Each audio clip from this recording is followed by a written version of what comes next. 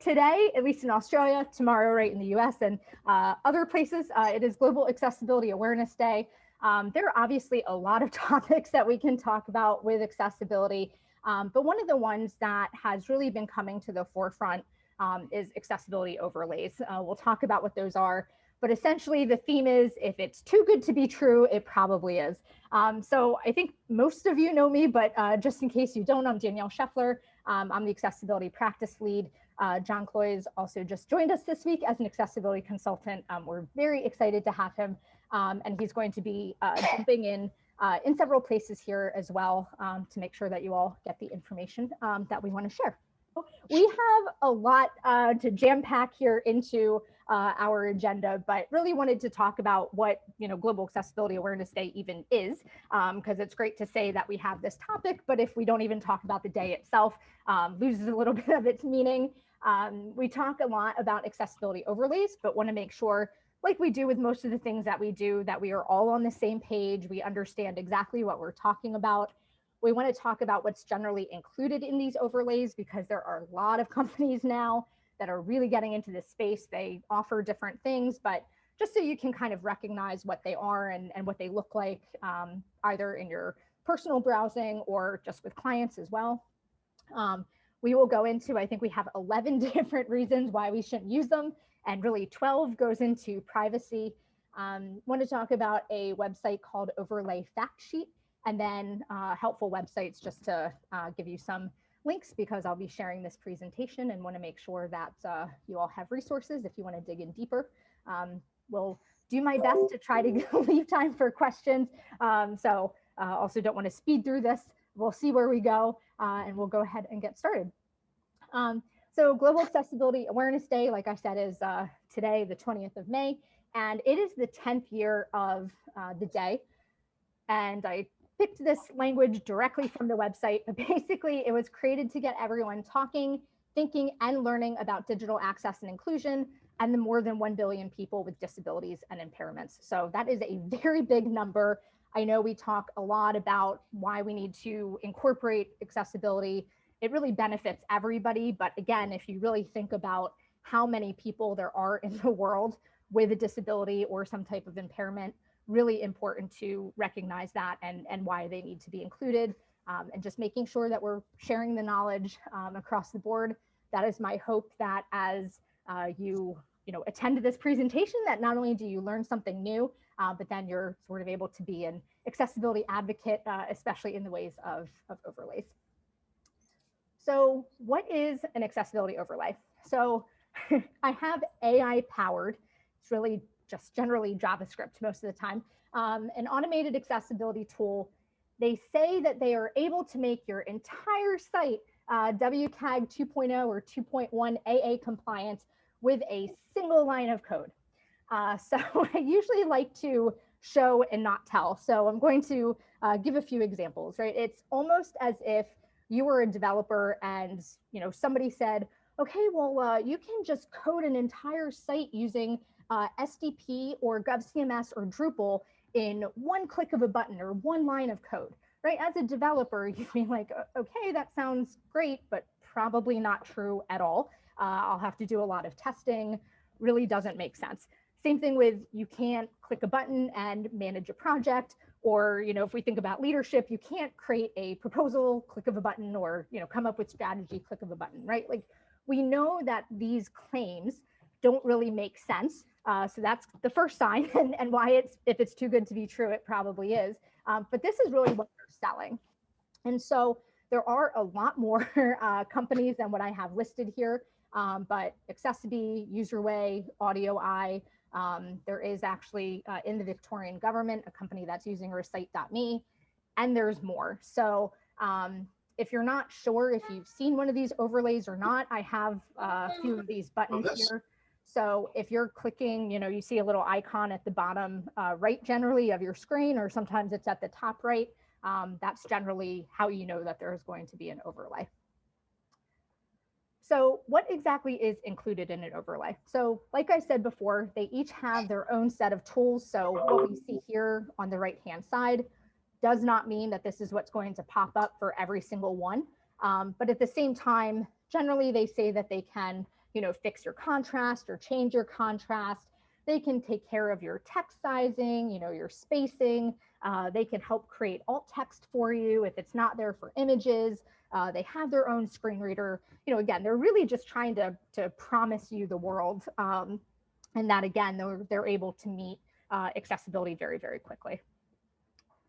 So why should we not use them? The first thing is most of their taglines talk about how we can help reduce lawsuits. So in the US, there's something called ADA, or the Americans with Disabilities Act. We can make sure that there's no lawsuits. Okay, first of all, that's great. Nobody wants to be sued. But at the same time, that means that you're really just focusing accessibility or on accessibility because you don't want to get sued.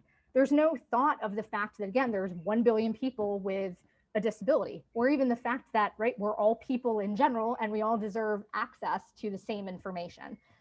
If you remember some of my blog posts, I talk about empathy and how sometimes it's more than just about empathy. It's really just thinking about being in somebody else's shoes and understanding that, they are just like the rest of us, or, I have an invisible disability. I'm just like the rest of you. I want access to information and to be able to, have that and be able to use a website or an app or, whatever I'm trying to do from a digital perspective.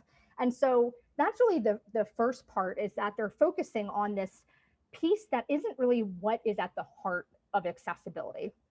It doesn't mean that they, intentionally have bad motives, right? I don't want to think that somebody, is doing things solely because they care about money, right? It happens, but we don't know their intent. But the focus really is not where the accessibility community would really like it to be. It really treats accessibility as an afterthought, right? We know that as we've been building this accessibility practice at SALSA, I know that SALSA cared about accessibility right before I came on board. It was very obvious with, the work that had been done with Ripple. It was obvious in blog posts and writing about content and making sure content was accessible, right? Like, we all knew before I started this practice that accessibility was important, and it was something that we needed to think about in our coding and bringing people in. But at the same time, if you really just treat it as being able to just do it in one line, we know, again, that that's not really possible. But the other piece is, it's really saying that it's not important for people to understand the guidelines, for them to learn how to write accessible content, to write accessible code, to make sure that you're doing thorough testing. It really just goes out the window, because you're really being sold, I should say, this packaged dream of not really having to think about it at all. The other piece, and we've talked about this a little bit, is it's impossible to fix all of the issues with an automated product. Is it great to be more efficient? Yes, right? We all know that efficiency is key. We really like that. And whatever can be identified is helpful. But we also know that those tools are already on the market, and they don't really interfere or kind of try to take over what you're doing. It's something where we really try to focus on making sure that, yes, we do the automated piece, but that gets you roughly 20 to 25% of the way there. There's always manual testing for a reason, whether that's, if you use a mouse, not using your mouse and solely using keyboard, whether that's listening using a screen reader, or there are a lot of speech to text tools outside, right, of sometimes people think of, Amazon, et cetera. There are a lot of other tools that people use for, their regular use. And so it isn't something where we can just, slap on a line of code, say that it's done, and just be finished with it. The other piece is that the majority of people who need these tools already have features. So, for example, with text sizing, right? People already have a way in their browser to do that. There are things, there we go, sorry. So there is a way to make sure that we have, features that, we have screen readers already. There are all of these pieces that are already in place. And then the other piece that I was referring to as well is that a lot of times some of these widgets or overlays, they already have, or sorry, they do have screen readers built in. And so, right, if a user has a screen reader already, what will happen is that their screen reader will start right on their computer. And then all of a sudden, the screen reader from the widget or the overlay will start on top of that. And so you then essentially have two screen readers talking to you at the same time. Or you already have tools, or your screen reader's already, trying to navigate the site. And then all of a sudden you have this overlay, which you didn't really ask for, this widget that starts doing things for you that you didn't ask for, that is interfering with what you're trying to do.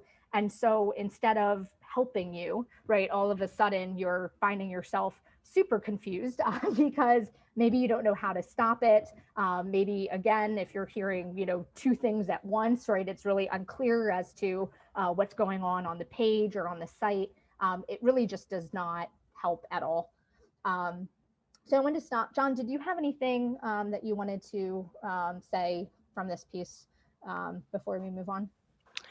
Yeah, definitely. I can add something to that, Danielle. Thanks so much. With sort of a single line of code. So again, these sort of accessibility widgets, they sort of introduce stuff on the fly using sort of client-side technologies like JavaScript, etc.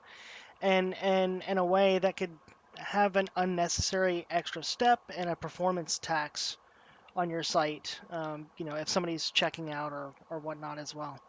The other piece is that, not surprisingly, when it tries to, fix something for you, tries to be very helpful, right? It's not always correct or reliable. So, that's fantastic that it tries to pull alt text, but what ends up happening a lot of times, let's say it identifies an image that doesn't have alt text. So we know that a lot of times, when Google does this, for example, or even Facebook, they use AI to try to give you alt text about the image.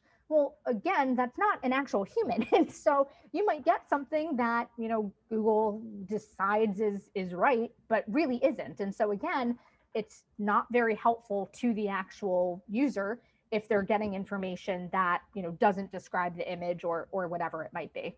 Um, Another example could be error messages. It might try to figure out what the error message is supposed to be, but again, not a human doing the actual work. And so there could be an error message that makes absolutely no sense. So we as sighted users, for example, or, there are also cognitive disabilities, et cetera, it might not make sense to us, but we can look and say, okay, that doesn't really seem right, but I can tell, right, where the issue is generally. Somebody who does not, who might not be able to see, maybe somebody that has a cognitive disability or another type of disability, where if they don't have clear error messages, won't know what they're supposed to do, and then they'll be completely stuck. And then the other things, again, is that, as we've stated, and I'm going to keep saying this, is that these services, they can't do everything. And so, for example, right, we know that there's a lot of interactivity on sites, and there's a lot of videos. So yes, there might be captions through YouTube, but maybe people are using another service, or maybe something's broken with that video. A lot of times we see people don't know that they need captions and transcripts. There's no way for those services to be able to tell. If you're using purely audio, so let's say you have a podcast or a quick audio clip, there we go, you might not have a description associated with it. Again, something that's automated is not going to be able to test that. There are things like link context. So we talk a lot about these read more or learn more, or something that's really not clear in terms of what it's talking about, not able to check those. If there are things that are only describing, I should say, based off of shape or location. So for example, click, 2 paragraphs below to go to the next page.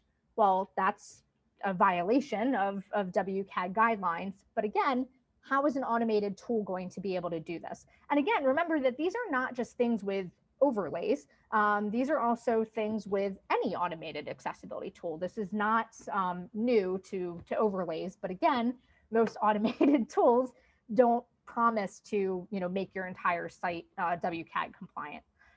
The other things are, so keyboard trap. So for those of you who aren't aware, it is possible when you're using, say, for example, your keyboard and you're using tab, you can get stuck in an area and you're not able to move on. Automated tools can't, test that. And then another example is table formatting. So does the table read correctly? And these are not, that's not a full extensive list. There might be more, but it does go to show that something that talks about being this, end all be all, great use definitely isn't. So John, is there anything that you wanted to add that maybe I missed? No, this looks pretty good. I'll second that keyboard trap. I mean, menus are the worst. Mega menus, etc. So just be careful. Sorry, Danielle. Yeah. Maybe I phased out, but did you explain what sensory characteristics are? Oh yeah, sorry. So yeah, Greg. So sensory characteristics is if you use size, shape, location, or color, essentially to provide direction. So even, for example, if you have an error on a field and you only have that as, for example, you'll see some sites just have it in red and there's no error message. That actually fails guidelines because it's only showing somebody by color. Or, it might be click on the arrow to go to the next page. Well, if I'm not able to see the arrow, right, well, then how am I going to know that, that's what, I'm supposed to use? Does that help explain? Yes, perfectly. Okay, Thanks. great. Okay. All right. So the other piece is doesn't support mobile. Guess what? We all use our phones a lot, and so do people with disabilities. So that I don't really need to say that much there. There's no overlay on on mobile. So if somebody's trying to say, yes, our site is accessible because we have this, widget or this overlay on our site, guess what? You go there on mobile and I mean, we know in general, right? I should restate, we already know that the site that they're claiming is accessible is not, but at the same time, we'll know that it's definitely not on mobile. Other piece is that you pay to make your site accessible. Now, of course, we know that when we offer services, we write accessible code, but when we do audits and things like that, yes, of course, it's not always something that we give away for free, let's be honest, because it does take a lot of time. It takes a lot to make sure that we are giving as many people as possible the right experience. And it's something that is absolutely worth doing, right? Because again, we want to be as inclusive as possible. However, right, we know that once we do that, really the next step is making sure that we're training our clients, we're making sure, that we're doing what we're doing here, right? Making sure that everybody's trained, has the opportunity to learn, ask questions. Yes, we might make some mistakes, but you know what? That's how we learn, right? Sometimes you learn more from failing a little bit than succeeding right out of the gate. So we're all here to learn. And we know that through this education, we'll just take what we've built and then continue on that path and making sure that, again, for content creation, any new development, et cetera, is accessible. Not the case here because you're paying to make your site accessible through this widget, but only as long as you pay for that license, right? It's not like these businesses say, okay, you paid us once, like, yes, we're very nice. We don't need your money anymore. And your site will always be accessible, right? That's not the case. So it really is only putting on that Band-Aid that doesn't even really work, only for a set amount of time. And yeah, sorry, John. Sorry, and I should note too that those Band-Aids are not cheap. I mean, some people are paying thousands of dollars a month. You might as well correct the issue outright during the design process, etc. And yeah. Yeah, great point. Thank you for stepping in there. And then the other part that I wanted to go through before I pass it over to John is that, right, they make these claims that they can make your site accessible. But then if you look at their terms of service, a lot of times they say, okay, if you are, basically sued at all, you have to let us know. It's something that needs to be done, except we're not liable. So it's sort of like, well, which one is it, right? Are you going to make my site accessible or not, right? And so it's almost clear from their terms of service that, they're saying we know that there is a possibility that this could happen, right? I mean, of course, anything's a possibility, but it's not our product, it's not our problem. And so it's just really not a great look, I should say, for these companies. And John had actually found a great statistic, speaking of lawsuits, and this is just from the US, that there were 3,350 digital accessibility lawsuits, I believe last year. John, correct me if I'm wrong. Yep. And 250 of those were for widgets or overlays. That's a pretty substantial number, given that these overlays are really just starting to hit the market pretty big. And so it's not good. And then, sorry, actually one more point before I hand over to John, is that a lot of these companies' owners, obviously nobody wants to hear negative feedback about their product, but the accessibility community and people with disabilities, et cetera, have tried to have conversations with, owners, CEOs, CTOs, marketing team members, whoever they can talk to, about the concerns of these widgets and overlays. Again, it's not to attack them or say that they have bad intent. It's just, here's my experience. This is making it a lot harder for me. We know that you have a goal, you say to help, but it's not helping. Here's the reason why. And it's essentially just been a fair bit of an attack, honestly, back, or downplaying or saying, no, you're just not using our widget correctly. And so it's just been a little, I'm not even going to say a little, it's been very contentious, to say the least, because, there's proof, right, that these tools are not doing what they're supposed to be doing. And yet there's really no acknowledgments of that. And so that whole principle, right, of doing the right thing, unfortunately, is not really being seen. So John, did you want to cover the last one for us? Sure.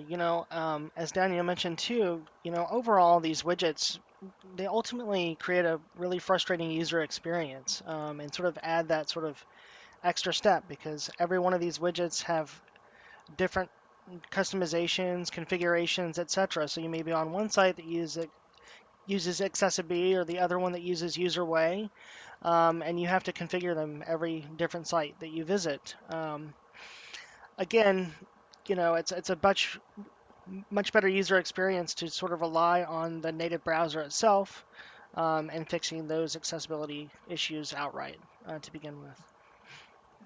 Great. Thanks, John. Okay, so just a few more things to cover. So there are definitely privacy concerns too. A lot of overlays can automatically detect screen reader usage, right? And most of the time, screen reader usage equals somebody having a disability. So that's private information that people do not have to share.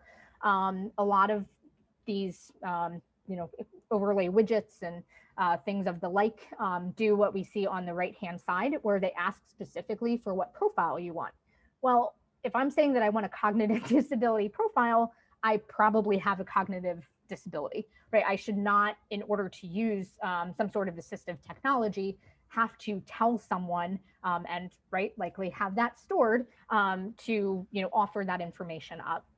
And so there are several statutes or regulations. So CCPA, which is the California Consumer Privacy Act. I think a lot of us have heard of GDPR, which is mostly out of the EU for General Data Protection Regulation. But in general, right, there is a reason why a lot of us now, especially because of GDPR, have the ability to say, yes, we accept all cookies, or no.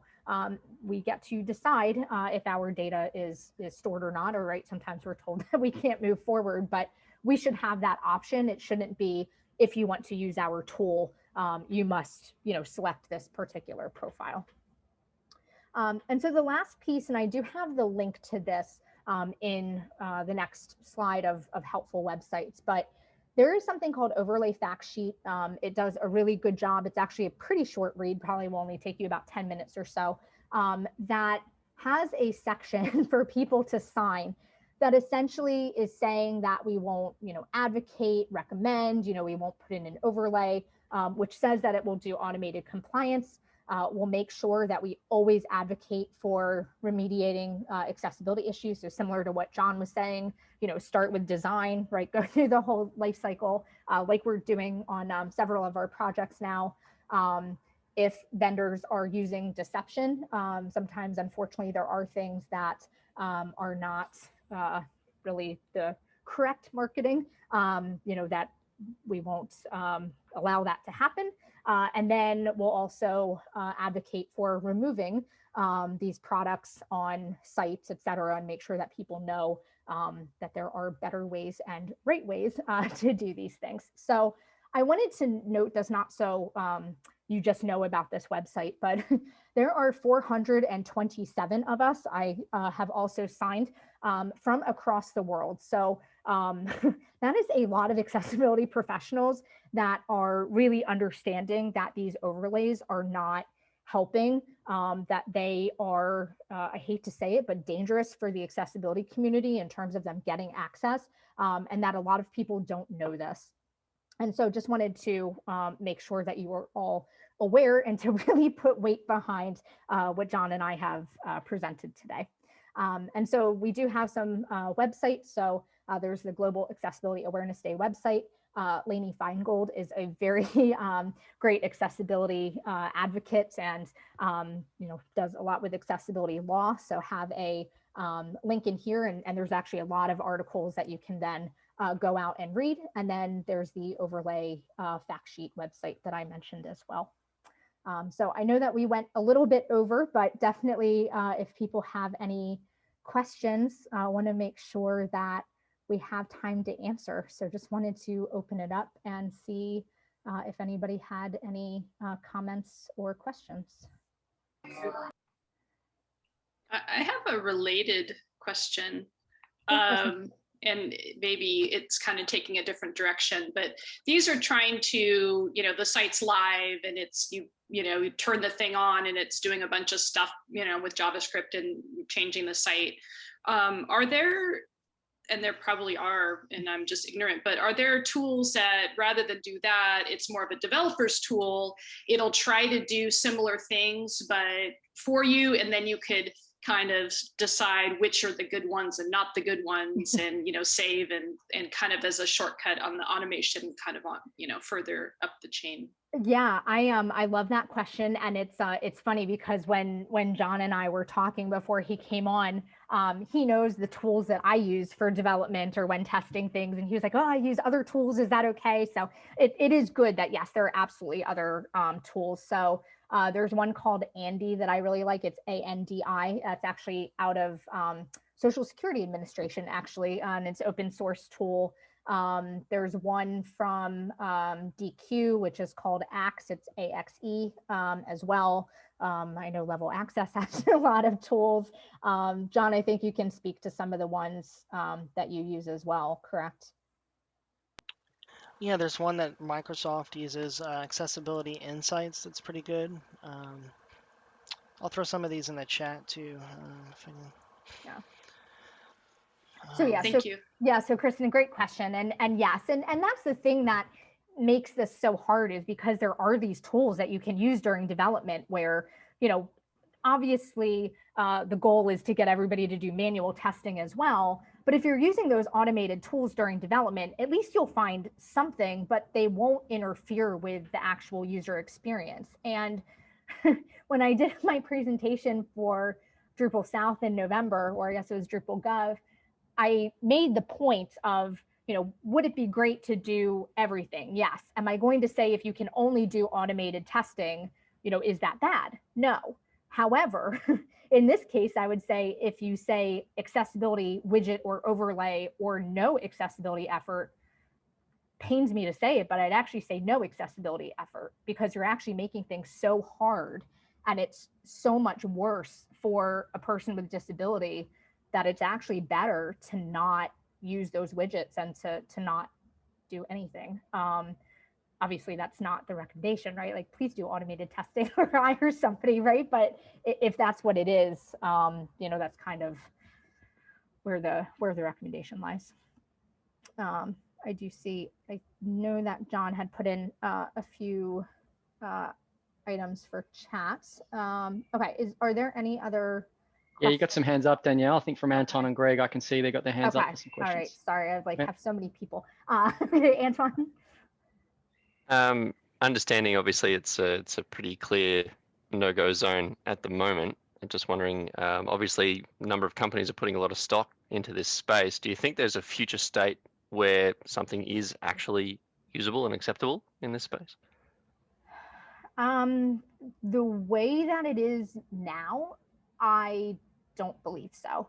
And I say that similar to how, for example, right, if we're doing testing, we might write Behat scripts, right? And that gets us a little bit of the way, but we're never going to take out, right, any of the manual testing that's done, or any of the automation, right, that we're seeing in development. We know that that helps get us to a certain point, but it's not going to get us to where we really need to be. John, I don't know if you have any other thoughts on that. Yeah, no, I agree. It's so hard to anticipate the intent of the user, and until the technology is there to do that, I think it's a no-go. So. All right. Cool, thank you. Yeah, Greg? Yeah, hi. With regards to that, my understanding was it was a petition that the accessibility professionals had signed. Playing the devil's advocate here, one might say that you're losing job work basically, or money out of those widget companies. So maybe that's why you're doing it. So if this is a petition and it's sort of like aiming to get somewhere, maybe one of its goals should be to get the people that are actually affected by it, or organizations that are representing it, to sign on their behalf if they're frustrated and basically these tools are not usable for them. Just an idea. Yeah, so actually, if you go to that particular page, there are, oh my gosh, I might be misquoting, but at least 15 to 20 statements. They're shorter quotes, but they're statements, thanks, John, from users with disabilities who talk about how difficult it is. They're also, and I mean, of course, because people don't always want to, say when they have a disability, but a lot of the people who have signed, they do disability work because they have a disability. And so they're also affected. And so there is a lot of information in there. So there's a fair bit of information. And then kind of the petition, as you say, is at the end. And yeah, there's just a lot there. And I think the thing too about accessibility, and it's true, right, for a lot of people who do their jobs, like people who get into into accessibility are very, very passionate about the work. I mean, accessibility, audits and just unfortunately having to like fight for inclusion, et cetera, is sometimes a really thankless job because people don't realize the importance. And there's so much empathy I feel like you have to have in order to keep kind of fighting against those issues that I think, or at least I feel that comes across in that, in that site. But I mean, I'd be interested, Greg, if you take a look, like if you feel differently, it would be really helpful, right? Because we need to give that information, I feel like, back to the community. Like if we're not doing as strong of a job as we should in terms of explaining these things, then it would be good to know so that we can, change our language or, add information, et cetera. So would really be interested to hear what you have to say after you have a chance to take a look. Sure. Yeah. Nick? Hey, thanks, Danielle. That was great. It probably will go too far for this now, but I was wondering whether we could maybe have some sort of session separately about the workflow itself, so maybe how accessibility goes into the development process. I've only been here for a couple of months or so, so probably still That's a nice one, Nicholas. pick up a few things. Yeah. But in terms of like with different agencies and workplaces that I've been through, and it's been like the range between 0 and 90% of kind of really putting emphasis on that. It's pretty wide, and sometimes in some agencies I basically had to kind of fight for just having some extra time allocation or some sort of process or whatever for it.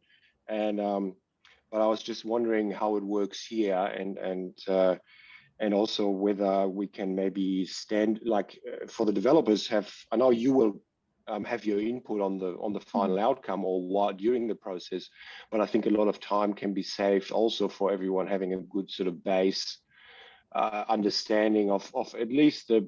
I mean, a lot of the things are common sense and aren't even really accessibility because it's just good development practices, right? I think we all agree on that anyway. But just what tools, you know, in terms of process, what to think about while, you know, when you're actually starting to save time rather than, you know, going through the whole pipeline and then at the end you sort of do the whole checking and then you go back to refactor, etc., which could have been probably avoided often by 50% or to have it already basically done and have it an ongoing thing, and it's not this big sort of loop. Yeah, and so I smiled when you first started talking because I was trying to figure out at one point I was like, okay, I want to talk about the project lifecycle and I want to talk about accessibility overlays. And I was talking to somebody, and I was like, which one do I do? And I was like, they're both so important. Maybe I can do both. And I was like, no, you'd be there for like 2 hours. You can't do that. So, because Alfred can tell you, like, I will talk about accessibility forever. So yeah, Yes. he's about to confirm. See, so I care a lot. And so yes, it is definitely on the radar. It's something that I really want to do very quickly. Something else that is starting to come up, it really in my mind had started with Ripple, but I think as I'm going through this process with the health.vic team, because really it's the first time that we've put accessibility into our Agile process, right? Our whole project lifecycle is really making sure that we have a, I don't know if I want to say like reference or encyclopedia, right? Or some way to put it, but solution direction essentially for most of the pieces that we can, right? Of course, it'll be a little bit easier if we look at it, say from Ripple, right? Because we have all the components, but we know that we don't use SDP, right? For every single site. But a lot of those, for example, we're also writing acceptance criteria. Those acceptance criteria will still apply for every project, right? Even if we're not using Ripple, like the, skip to main content links, or if we're looking at, something related to buttons or whatever it might be, we can definitely reuse things. So it's something that I'd say is maybe in the higher level of infancy, but it is definitely something that we're doing. But it's absolutely, like you said, from a developer perspective, right? It would be great to get ideas, and I am hearing a lot of things from, the health.vic team. I know that Antoine has given me some thoughts as well, and Philippa from the, engagement manager role. Alan, of course, Alan Cole has been super helpful from the front end perspective. So I do think it takes all of us to be able to do that. And I think it would be probably helpful for John and I to present, I guess, our ideas or our strategy and say, this is what we're thinking about doing based off of our experience. But, what do you think that we might be missing? Or, right, of course, we start implementing things and then, as always, doing process improvement to say, you know what, it seems like maybe we missed something, or actually this process doesn't really help us here. Can we change it, go back, etc. So really, really open to thoughts and ideas and making sure this works for everybody. Yeah, thanks. Totally agree. I don't want to drag it out too long, but one more thing is in terms of like what would be great would maybe be like a hands-on presentation of actually using it, if that's possible. Like, I mean, I've used screen readers and so on at some jobs where, hey, which is great. There's no better way than actually having to navigate a site as simulating what you actually would have to do or go through to then actually be motivated to change how a site works in that context. To really have the hands-on feel of that, and maybe if we can have a demo of that, and maybe how we at least get a bit closer to how we easily can do that as developers locally, what to actually simulate that as a and obviously not adding too much overhead on it, but just sort of catch the low hanging fruit, I guess, early on. Yeah, absolutely. But also being more familiar. Yeah, with it. yeah, absolutely. Those are fantastic ideas. And I think, and that's really like the name of the game, right? Is not just helping people with the education and the learning, but it is about the efficiency, right? Because we know it's just John and I, right, that we can't be on every project. But I mean, again, like Alfred and Paul and I have talked about this as well. Like for a long time, I was a single point of failure. Like that's not good, right? If I want to be helping so many people, and then, that's kind of where it ends. Like it's great if all of us, or right, as many people as possible have that. And again, it's not just about having people, being accessibility analysts, right? Again, it's about the advocacy and about including, what we can to make sure, right, that we're giving everybody what they need. So yes, absolutely, we can find some time to do that. And again, I think making sure that we just get feedback from a few people to make sure that I feel like it can get overwhelming pretty easily. So just making sure that that's very targeted, if we need to have a set of sessions and figure out what that looks like, we can definitely move forward with that. So really great suggestions. Great, thanks. All right, thank you. Okay, I don't think I see any other hands raised, but I know that doesn't mean that no one else has questions or comments. So wanted to keep it open and see if anybody had anything else. I might just make a final remark, Danielle, because we're obviously out of time. But I think, look, thank you for this presentation. I think it's a great contribution towards us, working towards that authentic accessibility first culture, right? So this has been awesome, and no, thank you. All right. And John, you. sorry, you too, mate.